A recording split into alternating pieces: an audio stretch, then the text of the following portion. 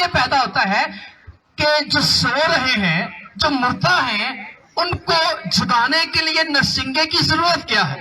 کیونکہ دیکھیں اگر نرسنگے جو ہے وہ کلام مقدس میں بہت جو خاص پیغامات ہوتے تھے ان کے لیے نرسنگوں کو استعمال کیا جاتا تھا، اور اس کے مختلف مقاصد ہوتے تھے کہ کیسے کیسے جو نرسنگے تھے وہ مختلف مقاصد کے لیے، جنگ سے پہلے یا ویسے کوئی بات کرنے کے لیے، اعلان کرنے کے لیے۔ تو اب غور کیجیے کہ جب خداوند یسوع مسیح آئے گا تو اس کے آگے آگے کیا ہوں گے؟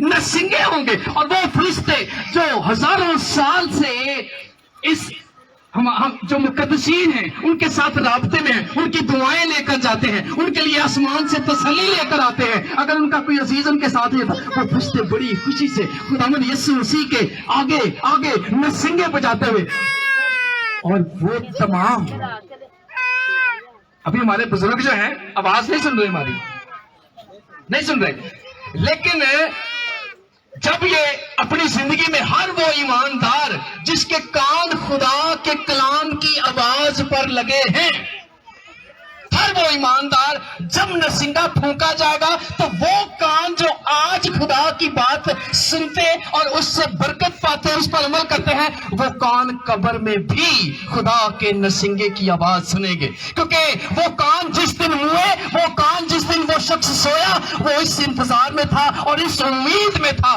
کہ آج میں سوتا ہوں لیکن جس روز میرا خداوند یسوع مسیح آئے گا میں پھر اٹھ کھڑا ہوں گا، میں پھر جی اٹھوں گا، پھر خدا مجھے زندگی کا دم بخشے گا جیسے اس نے آدم کو بخشا۔ کیونکہ کلام میں کیا لکھا ہے؟ لکھا کہ آدم زمین کی مٹی سے خدا نے آدم کو بولا، آدم سو رہا تھا، آدم سویا ہوا تھا، آدم کو نہیں پتا تھا میں کہاں پہ ہوں، آدم کو نہیں پتا تھا کہ میں باغ عدن میں پڑا ہوں۔ تو پھر کلام میں لکھا کہ خدا نے اس کے نتنوں میں زندگی کا دم پھونکا۔ ہاللیلویا! صرف دم نہیں، کیونکہ آج بہت سارے نا ویسا دم کرنے والا، آج بہت سارے میں کوئی اثر نہیں ہے۔ یہ دم جو تھا یہ زندگی کا دم تھا۔ سو خدا نے اس کے نتنوں میں، نتن کیا ہوتے ہیں ویسے؟ بات سمجھ، ہاں میڈیکل سے جو لوگ تعلق رکھتے ہیں وہ اس بات کو جانتے ہیں کہ ناک جو ہے نا ہمارے سانس لینے کا جو نظام ہے اس کا سب سے پہلا جو حصہ ہے وہ ناک ہے، ہم ناک سے سانس لیتے ہیں۔ سو خداوند خدا نے ناک میں پھونکا، اور پھونکا زندگی کا دم یعنی سانس، اور آج سانس ہے جس سے ہم زندہ ہیں۔ جنا بھی گال کوٹ دو سو جاتا ہے، ٹھیک ہے۔ سو اب اگر انسان کو مارنا ہے، اگر آپ موت کو سمجھنا چاہتے ہیں تو آپ کو پہلے زندگی کو سمجھنا پڑے گا۔ تو زندگی کو کیسے سمجھیں گے کہ جس روز زندگی کا آغاز ہوا، انسانی زندگی کا، وہ کیسے ہوا؟ ہم نے کہا خدا نے مٹی کو گودا، ایک پتلا بنایا، سو رہا تھا بالکل سیدھا، پھر خدا نے اس کے نتنوں میں زندگی کا دم پھونکا تو انسان کیا ہو گیا؟ انسان اٹھ کے گلا کر لگ گیا۔ انسان نے آنکھیں کھولی تو سب سے پہلے خدا کا مبارک چہرہ دیکھا، اور آدم کو نہیں پتا یہ سب کچھ کس نے بنایا، خدا نے اسے بتایا، خدا نے اس نے سنا خدا سے، اور وہ ایمان لایا کہ خداوند خدا تو نے ہی ساری کائنات کو تخلیق کیا ہے۔ آمین۔ سو آج کیا ہوتا ہے، جب انسان کو زندگی کا دم دیا گیا تو وہ جیتی جان ہوا، تو اب جب مردہ جان ہوتا ہے تو کیا ہوتا ہے؟ مٹی سے سانس الگ ہو جاتا ہے، مٹی سے سانس الگ ہو جاتا ہے۔ اب کوئی پوچھے یا تھوڑا آخری سانس نکلا سو کتنے گیا، تو واز نبی کہے گا خدا نے لیا تھا، خدا کے پاس واپس چلا گیا۔ گیا کیا؟ سانس ایسے پھونکا تھا نا، سانس پھونکا تھا۔ سو ہم جو کہتے ہیں نا میرے فلانا آ کے ملے، پھوپھی ملی ہے، چاچی ملی ہے، پھوپھر آ کے ملے ہے، کوئی نہیں ملتا۔ سانس ہے، سانس ڈالا تھا مٹی کو، ہم خود اپنے ہاتھوں سے دفنا کے آئے ہیں۔ سو میرے چیزوں، پولس رسول کہتا ہے کہ ہم نہیں چاہتے کہ تم ان باتوں سے ناواقف رہو کہ اوروں کی مانند غم کرو۔ جو اور ہیں وہ ان باتوں کو نہیں جانتے، انہوں نے ان باتوں کو سیکھا نہیں ہے، لیکن ہم جانتے ہیں اور ہمیں پتا ہے کہ جیسے خداوند یسوع مسیح مر گیا اور جی اٹھا، اسی طرح خدا ان کو بھی جو سوتے ہیں یسوع کے ساتھ لے آئے گا۔ اور لکھا کہ پھر ہم 7ویں آیت میں لکھا، پہلا تسنی کو 4 باب لکھا ہے، پھر ہم جو زندہ باقی ہوں گے ان کے ساتھ بادلوں پر اٹھائے جائیں گے تاکہ ہوا میں خداوند کا استقبال کریں اور اسی طرح ہمیشہ خداوند کے ساتھ ہے. بس تم ان باتوں سے ایک دوسرے کو تسلی دیا کریں. تو میرے عزیزو، آج خداوند کا کلام ہمیں تسلی دینا چاہتا ہے.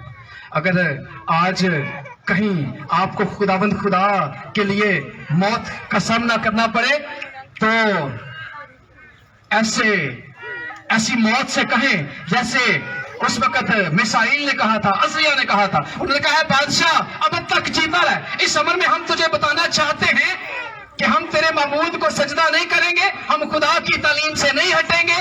ہم ایمان رکھتے ہیں کہ جس خدا کی ہم عبادت کرتے ہیں وہ ہمیں بچانے کی قدرت رکھتا. آمین.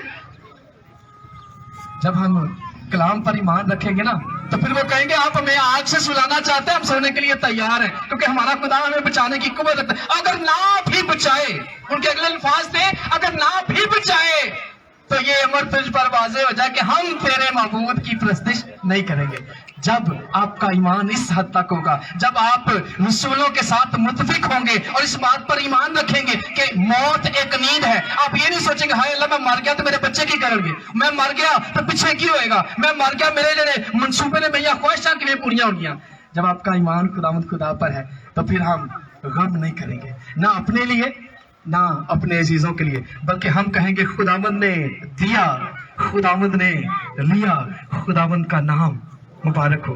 بس تم ان باتوں سے ایک دوسرے کو تسلی دیا کرو. تسلی یہ ہے کہ آج ہمارے بزرگ جو سو رہے ہیں، جو سو گئے ہیں خداوند خدا میں، ایمان رکھتے ہیں کہ جس روز خداوند یسوع مسیح آئیں گے تو یہ ہم سے پہلے جو زندہ ہے نا اس کلیسیا میں جو آج سن رہے ہیں، ہم سے پہلے تو کلام لکھا ہے پہلے وہ جو مسیح میں ہوئے وہ جی اٹھیں گے. تو بزرگوں کا حنیف جو ہے جیسے وہ خداوند کی خدمت میں سرگرم ہے. مجھے یاد ہے کہ میں دسمبر کے مہینے میں آیا، سردی تھی کافی اور یہ علاقہ بھی کھلا ہے. وہ رات کے وقت آگ تاپ رہے تھے لیکن وہ اسپیشلی اٹھ کے آئے اور بڑے پیار سے جتنی دیر ہم رہے ہمارے ساتھ رہے، ہمارے لیے برکت کی دعا کی. اور میں نے دیکھا کہ وہ خداوند کے خادموں کے لیے بڑے سرگرم تھے. اور جس طرح پاسٹر افتخار ان کے صاحبزادے جو ہیں وہ بھی خداوند کی خدمت میں سرگرم ہیں. پاسٹر افتخار کے ساتھ ہمارا جو تعلق ہے وہ کافی پرانا ہے. پاسٹر حیرس حسین جن کے ساتھ میں کام کر رہا، تو خدا نے بڑی برکت دی ہے. جب ہم اس وقت بھی آئے تو بزرگوں کے ساتھ بڑی اچھی رفاقت رہی. آج میری دوسری ملاقات ان سے ہوئی ہے کہ جب وہ خداوند میں سو گئے ہیں، لیکن پریشانی نہیں ہے، اس لیے کہ جب خداوند یسوع مسیح مقرب فرشتے کی للکار کے ساتھ آئے گا ہم سب گواہ ہوں گے اس بات کے کہ ہمارے بزرگ حنیف بھی نرسنگے کی آواز سن کر اٹھیں گے اور ہم سب مل کر خداوند کا شکر کریں گے. خداوند ان باتوں سے آپ کو تسلی دے. آمین.